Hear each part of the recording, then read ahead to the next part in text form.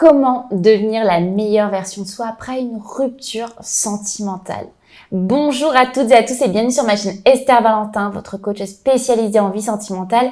Ici, avec vous, vous avez aussi Aurore Ménal. Comment vas-tu, Bonjour à Aurore? tous. Écoute, ça va nickel. Et toi? Super, je te remercie d'être là avec nous. C'est toujours un bonus immense Plaisir partagé. Plaisir partagé. Pour en plus aborder un sujet qui nous touche beaucoup, je pense, toutes les deux. Exactement, qui est, je pense, un de nos plus grands travail qu'on fait au quotidien, que ce soit au niveau de la séduction, que ce soit au niveau de la reconquête amoureuse ou de la conquête aussi amoureuse, qui est tout simplement de devenir la meilleure version de soi-même. Et je pense que c'est la clé du bonheur. Exactement.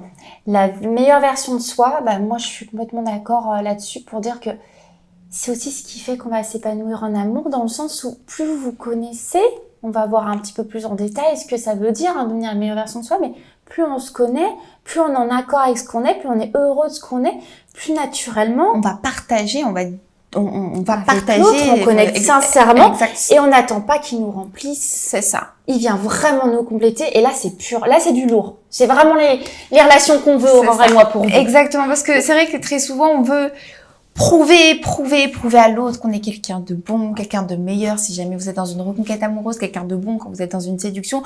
Donc vous vous forcez à vous dire il va falloir que je fasse ça, que je dise ça, que je propose ça, etc. Sauf que ça ne devient plus du tout naturel. Non. C'est faussé. Il n'y a plus de lâcher prise. Alors que si vous travaillez vraiment au quotidien, vous prenez le temps de vous retrouver avec votre propre vous verrez que de manière naturelle. Le moteur est plus profond. Clairement. C'est ça. Clairement. Exactement. Et de manière naturelle, la personne, en fait, elle va capter. Vous n'avez même pas besoin de faire un acte précis, vous dire une parole précise pour montrer votre meilleure version.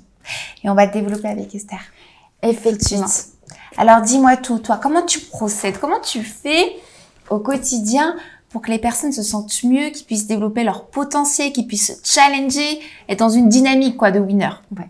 Alors déjà, dans le cadre, comme on dit aujourd'hui, de la rupture sentimentale, il y a une acceptation. Clairement. Il y a une acceptation de l'événement, une acceptation d'un changement. Il y a un changement de vie. Oui, ça brasse beaucoup dans la vie. C'est un petit peu du lourd quand même, on va dire. Donc surtout quand ça fait longtemps qu'on a créé des habitudes. Un gros bouleversement de vie, ça bouge beaucoup plus qu'on peut le croire. C'est pas seulement la vie sentimentale, la vie amicale, c'est mis dessus un petit peu tel un aimant. On a pris des habitudes avec ce partenaire ou cette partenaire. Il y a famille, belle famille, etc. Pas besoin d'en parler, même le lien matériel, etc. Effectivement. Bref, on se dit, ok, là, il y a du changement. Il faut déjà se dire, je pense que tu seras d'accord, ce changement-là, il fait peur, juste parce qu'on ne connaît pas ce qu'il y a après. C'est ça. Ce qu'on appelle l'inconnu. C'est vrai aussi que le vide, la peur de l'abandon, qui revient très souvent, en tout cas au quotidien dans mes coachings. Voilà, quand cette phrase, un être nous manque et tout semble vide. Exactement.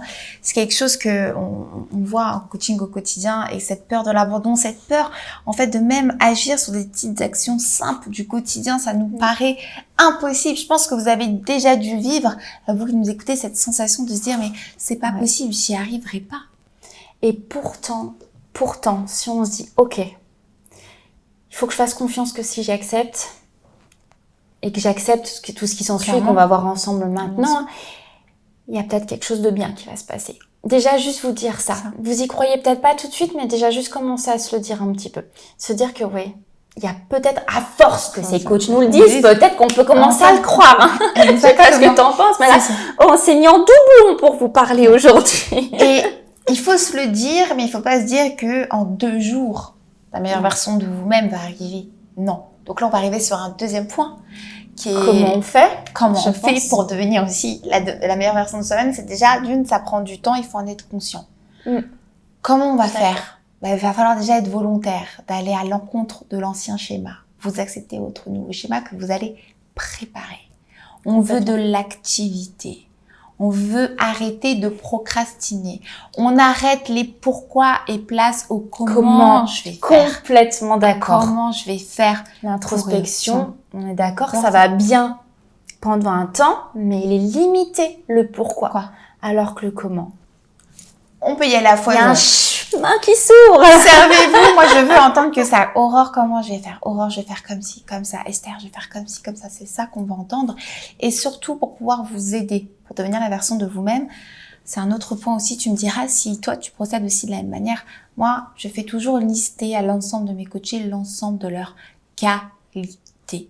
Que ce soit au niveau mental, au niveau physique. Je veux que vous soyez conscients tous les matins quand vous vous levez, ce que vous avez de plus beau chez vous. Et on ne se limite pas à 2 qualités.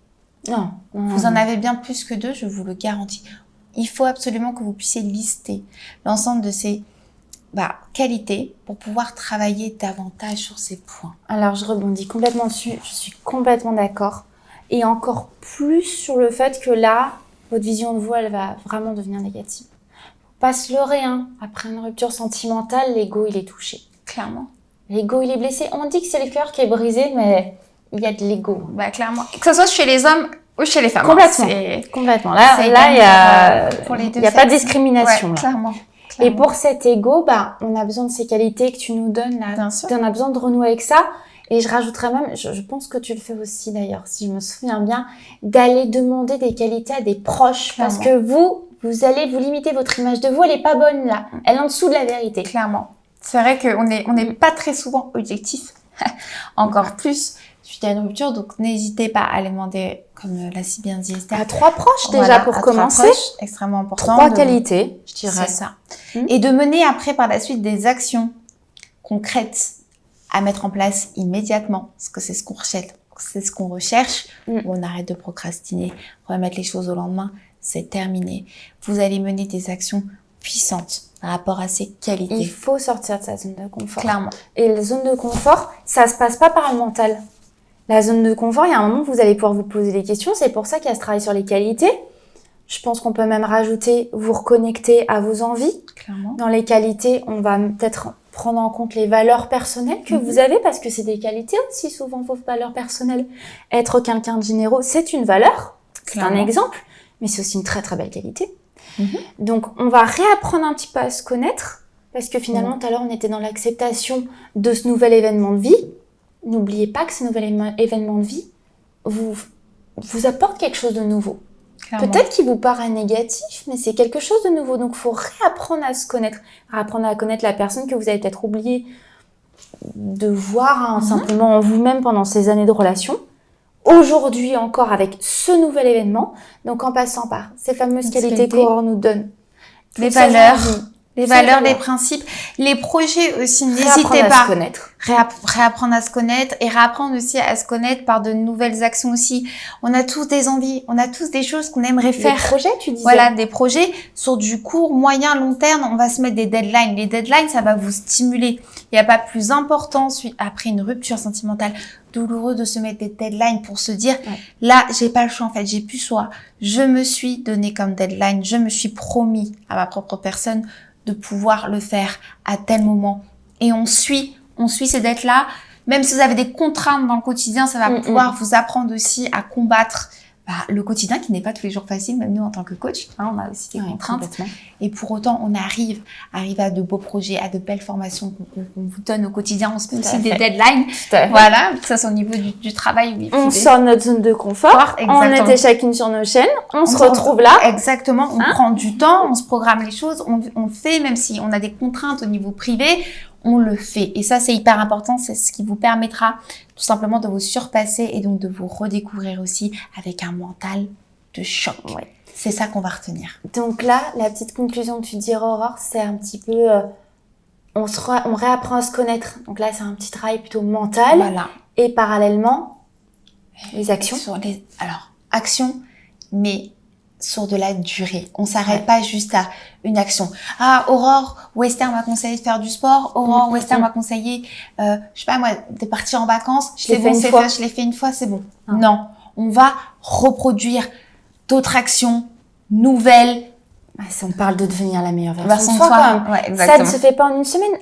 Aurore vous l'a expliqué, on parle de changement de schéma. Clairement. On parle de changement d'habitude. Vous comprenez bien qu'une habitude, ça ne se changera pas sans répétition. Clairement. Donc là, c'est parti. On volonté y va. de le faire. Volonté, acceptation de kiff, ça va prendre du temps.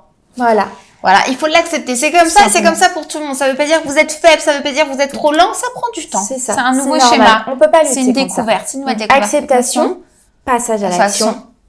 Et on répète ça dans le temps. Avec de la positivité, de la détermination et du sourire. C'est ça qu'on veut. Ce qui va pouvoir vous permettre d'avoir un très bonheur par la suite. Merci beaucoup, Esther. Merci à toi.